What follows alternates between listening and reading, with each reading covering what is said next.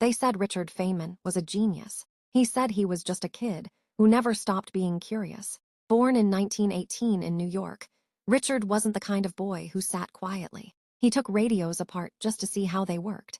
He solved adult puzzles like they were children's homework. He asked questions that made grown-ups confused. To him, the world was a giant playground of mysteries waiting to be solved. At 19, he fell deeply in love with a girl named Arline. Even when she became sick with tuberculosis, a slow, painful disease, Richard married her anyway. Every day, he went to Princeton University for his PhD. Every evening, he rushed to the hospital to be with her. He solved equations by her bedside. One day, she whispered, "Keep going, Richard. Don't stop because of me." She died young, and it broke him.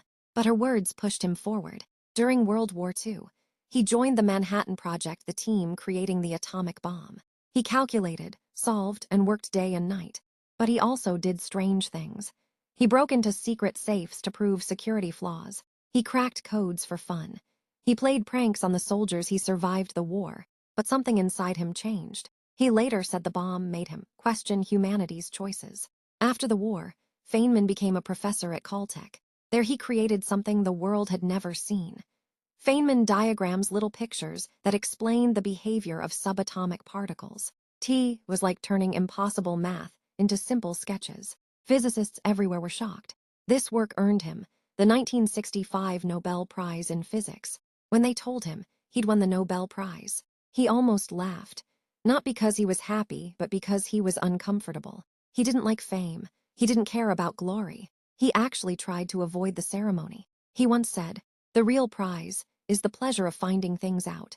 But in the end, he accepted the award.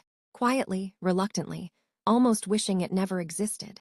Years later, when the Space Shuttle Challenger exploded, Feynman was invited to investigate. NASA heavily defended themselves.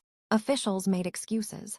Engineers were afraid to speak. But Feynman was fearless. In a live hearing, he took a simple cup of ice water, dropped a rubber O-ring inside, and waited. The O-ring stiffened. He held it up and said, "For a successful technology, reality must take precedence over public relations." In that moment, he exposed the truth. The shuttle was launched in unsafe cold weather, and warnings were ignored. One man, with a cup of ice water, forced NASA to face reality. Feynman battled cancer for years. He kept teaching, he kept drawing, he kept playing the drums. Before he died in 1988, he said something remarkable. "This dying is boring." Even at the end, he remained curious. Richard Feynman teaches us this. Curiosity is greater than intelligence. Understanding is better than recognition. And the real reward is not the applause. It is the joy of discovering truth. He didn't chase fame. He didn't care about status. He cared about learning, exploring, and doing what was right, even when everyone else stayed silent. Like his life whispers to us, don't live for titles, don't live for approval. Live for truth, for curiosity, and for the work that makes your heart come alive. Follow us for more videos like this.